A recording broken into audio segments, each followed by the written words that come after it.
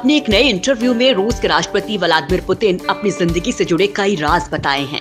Putin ने कहा कि वो बचपन से ही रूस की खुफिया एजेंसी केजीबी के जासूस बनना चाहते थे। पुतिन अपने निजी जीवन के बारे में सार्वजनिक तौर पर बहुत कम ही कुछ बताते नजर आते हैं। अमेरिका के फिल्म निर्देशक और पटकथा लेखक ओलिवर स्टोन को दिए गए अपने किस इंटरव्यू में पुतिन ने इस दौर के बारे में भी बताया जब वो केजीबी के लिए बतौर अंडरकवर एजेंट काम कर रहे थे। पुतिन ने बताया कि फिल्में देखकर उनके अंदर जासूस बनने की इच्छा पैदा हुई। आपको बता दें कि 1985 से 1990 तक पुतिन एक अंडरकवर जासूस थे और फिर सोवियत के पतन के बाद वो लेफ्टिनेंट कर्नल के पद पर रहते हुए केजीबी से रिटायर हो गए थे।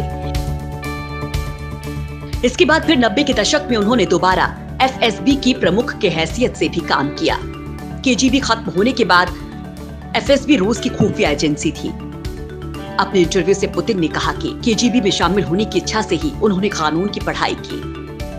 वो जब स्कूल में पढ़ते थे तब एक दिन अकेले ही सेंट पीटर्सबर्ग के केजीबी ऑफिस पहुंच गए और अधिकारियों से पूछा कि केजीबी में शामिल होने के लिए क्या करना होगा।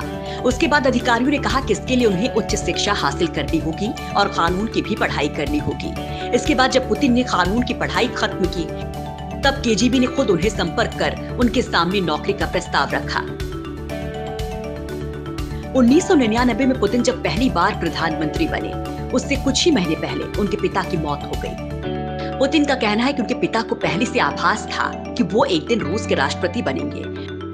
पुतिन आज भी अपनी फिटनेस को लेकर काफी सतर्क रहते हैं।